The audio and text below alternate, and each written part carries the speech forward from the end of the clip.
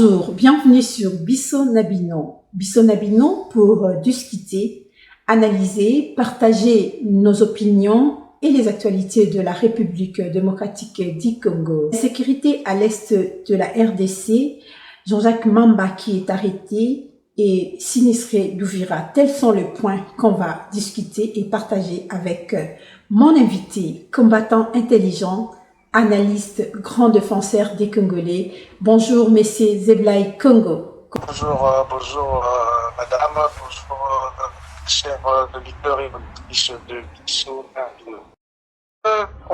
Finalement, la situation, c'est que la RDC commence un peu à nous troubler. Si les autorités sont impuissantes, ils ont toutes à démissionner. Parce que ça fait plus de 20 ans que nous vivons une guerre chrétienne à l'Est, par nos voisins rwandais, ougandais, burundais. Et maintenant, de plus en plus, on parle des Soudanais. Donc, on est attaqué de partout. Alors, il y a 4 jours, la semaine passée, disons, on parlait de l'armée centrafricaine qui vient marcher sur nous, une armée étrangère qui entre sur le territoire de la RDC. Soit pour trier le cabel. Ça ne se fait nulle part au monde sans l'autorisation des autorités locales. Donc, ça veut dire que notre pays est un non-État. Nous n'avons jamais traversé nos frontières pour agresser nos voisins. De l'agression de l'Est, on parle maintenant réellement de l'occupation parce que on sait que depuis l'avènement de 90, la chute de Mobutu, ces armées rwandaises, ougandaises, burundaises, qui sont venus en RDC, ne sont jamais retournés chez eux. Ils ont créé de tensions, ils ont créé des rebelles à eux, et les deux, et les armées étrangères et les rebelles sont installés sur le territoire tuent notre population. Et ce qu'ils commettent, c'est dans le rapport que vous dites dans cette situation d'occupation, ils commettent des crimes contre l'humanité, violent des enfants, massacrent à l'arme blanche. Ils ont même dû enterrer des gens vivants et crimes de guerre. Mais sans aucune condamnation et sans aucune réaction de la part de notre gouvernement, ça depuis près de 20 ans. Les gens qui ont parlé de l'alternance, on voit bien que depuis l'avènement de Félix Tshisekedi, c'est devenu encore pire. Et il n'y a pas que des étrangers qui tuent, il y a aussi des autochtones congolais, des voyous, des bandits qui tuent et qui attaquent des territoires pour exploiter nos minerais. Vous avez le cas de la Codeco, avec celui qu'on a assassiné là à Mathieu Poujero. Il y a tellement de cas, c'est devenu une aubaine et du commerce pour tout le monde. Mais quand les gens veulent faire commerce illicite des minerais, c'est une population, on tue pour déplacer les populations. On tue parce que c'est différents groupes rebelles, c'est les carrés miniers. Alors, que fait notre propre gouvernement? Parce qu'on vient de parler de la dernière attaque en triangle de la mort en Ituri. On dit bien que quand on a attaqué les populations, il y a eu un fait bizarre. 21 personnes tuées en Ituri et 5 autres blessés graves. On dit bien dans ce territoire, il n'y avait pas d'armée présente de notre armée. Il n'y avait que quelques dizaines de policiers qui étaient incapables la nuit de faire face aux rebelles. Mais comment voulez-vous dans un coin, vous savez qu'il y a des rebelles qui viennent tuer, qui viennent violer, qui viennent enlever, qui viennent tuer. Il n'y a pas de présence militaire. Si dans nos zones de combat, si dans les territoires il n'y a pas une présence renforcée de la sécurité, pas une présence renforcée de nos militaires, alors que font nos militaires? À quoi sert notre armée? Parce qu'au même moment, l'armée centrafricaine nous attaque pour traquer ces rebelles. Au même moment, il y a 21 personnes tuées en Ituri, voire même à l'arme blanche. Et au même moment, il y a 33 personnes tuées à Béni comment je dis, ce qu'on appelle les ADF Nalo. Et finalement, avons-nous une armée ou pas? Est-ce que ce pays n'est composé que des femmes ou seulement des hommes? Mais malgré cela, il n'y a aucune élection d'urgence. Il n'y a aucun communiqué officiel, ni de la présidence, ni du gouvernement. Et on ne prend aucune mesure. Si par rapport au coronavirus, on a déclaré l'état d'urgence sanitaire, mais quand il y a 5 poches de violence et de tueries massives en même temps, mais alors il y a état de guerre. Il faut prendre des dispositions sécuritaires renforcées parce qu'il y a la guerre. Mais depuis près de 20 ans, on n'a jamais déclaré l'état de guerre en RDC. C'est-à-dire qu'on parle de quelques opérations. Sokola 1, Sokola 2, qui n'apportent pas de résultats. Et qui va attaquer cette guerre, ce n'est pas l'armée. Et on sait que ces groupes armés travaillent en complicité avec les autorités congolaises, avec les officiers supérieurs congolais, dont les noms sont connus dans différents rapports. Donc ce rapport-là nous voudrait tout simplement dire que nous n'avons pas un État. Parce que si on avait un État, il n'y aurait pas autant d'impunité et il y avait moyen de mettre un terme à cette vaste occupation avec la complicité locale. Voilà un peu en résumé la situation de la RDC. Quand les Congolais étaient des orphelins et des orphelines, abandonnés à eux-mêmes, son gouvernement, son président, et cette situation perdure. Voilà un peu le résumé de ce que je veux vous dire. Merci beaucoup, combattant Zeblaï. Les Congolais sont restés à eux-mêmes comme des orphelins. Vous l'avez bien compris, les explications des combattants Zeblaï. Parlons un peu de l'arrestation. Jean-Jacques Mamba, député de MLC, auteur de la pétition de démission contre Jean-Marc Kabunda de l'UDPS, il a été arrêté. Quelles sont vos réactions?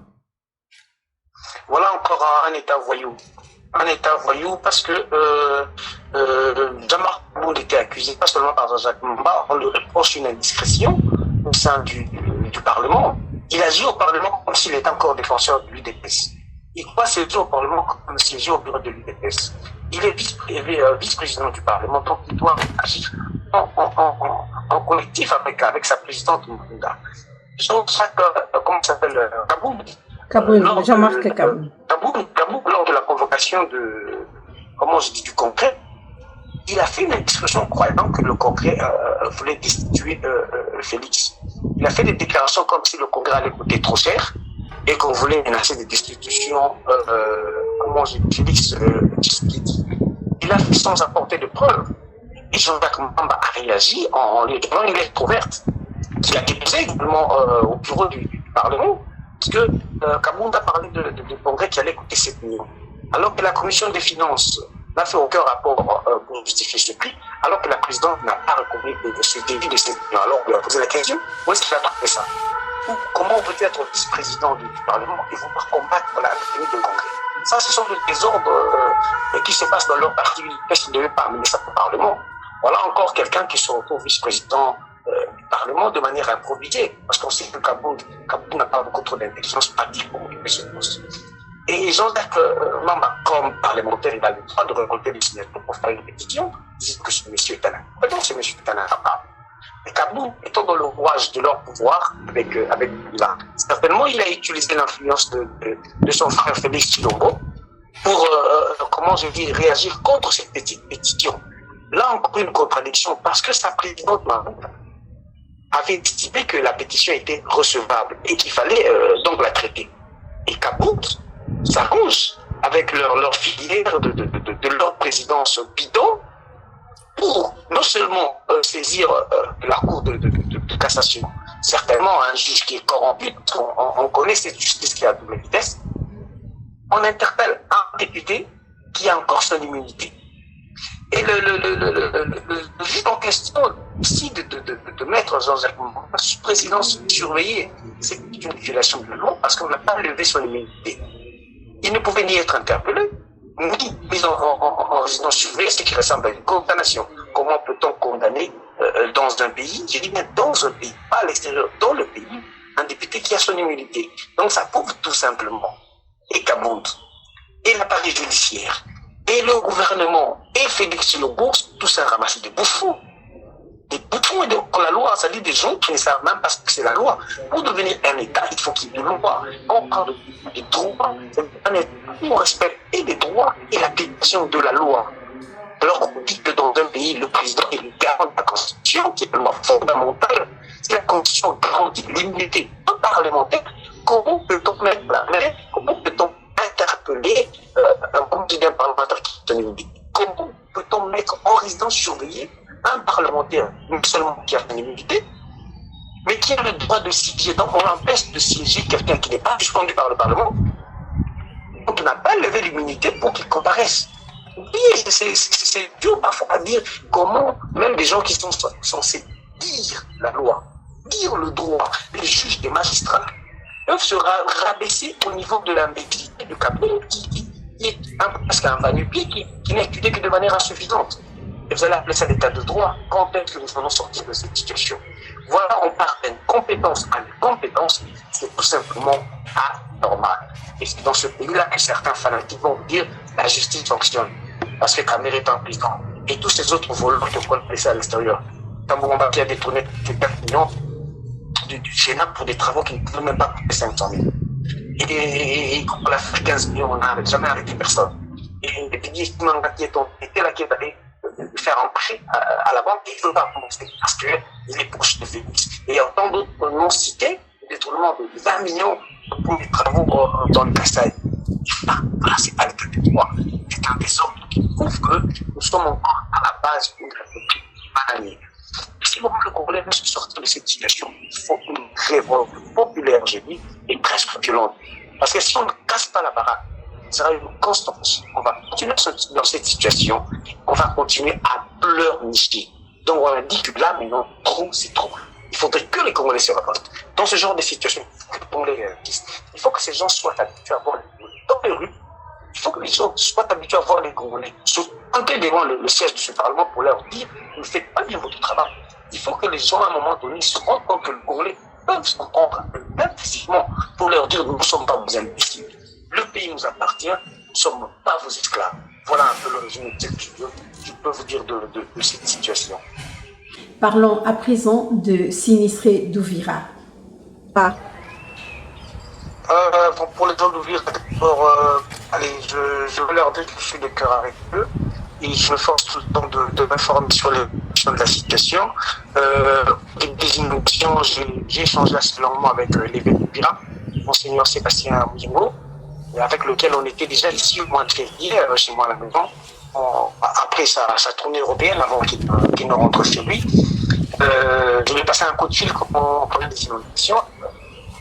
Au début, chez lui, à l'archevêché, ça allait encore bien, parce qu'il était vraiment un peu dans les hauteurs, presque sur un amont.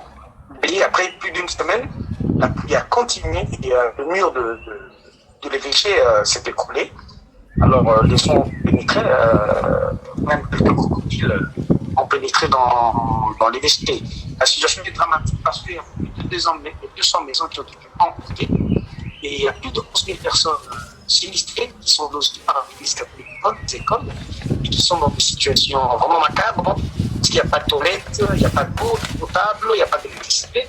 Ces gens-là sont entassés, et vous connaissez avec l'état sanitaire qu'il y a avec le Covid-19, mais aussi, comme il y a des enfants, il n'y a pas de toilettes, les gens font leurs besoins.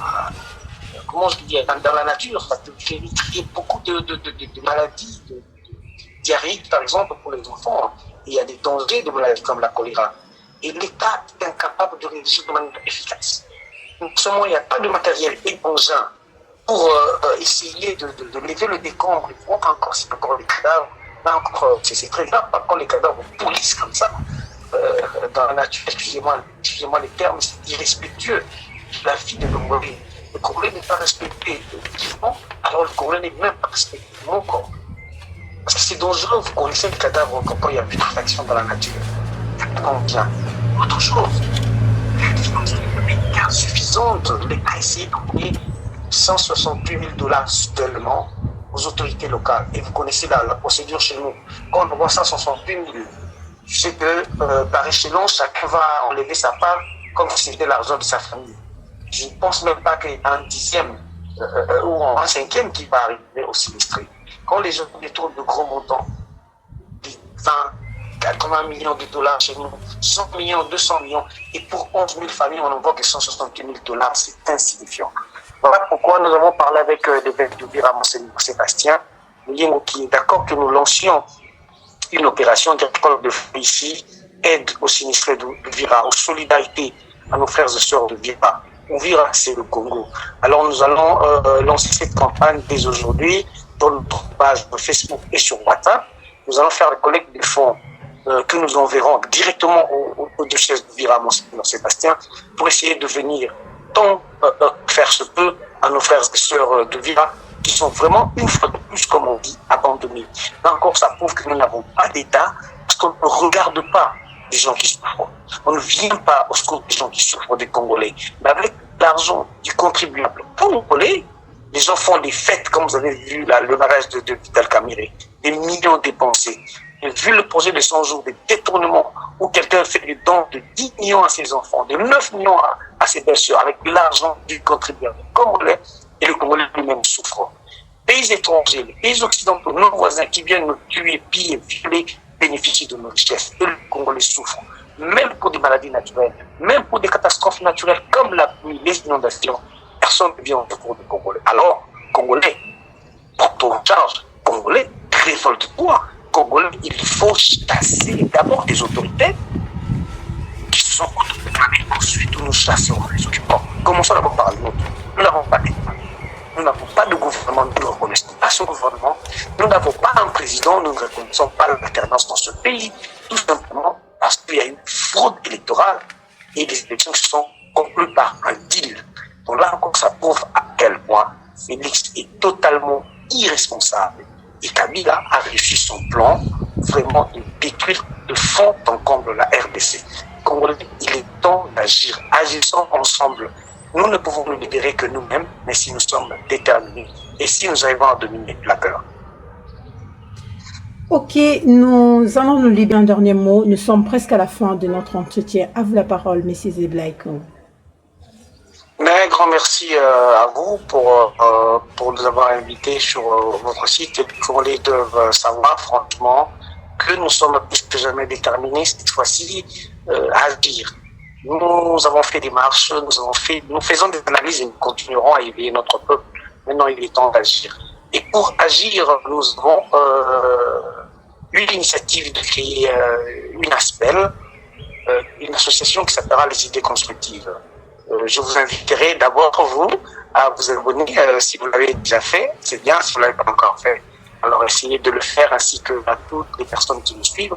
Sur notre page YouTube, Zeblay Congo, essayez aussi de vous abonner ou de nous demander amitié sur notre page Facebook, aussi Zeblay Congo.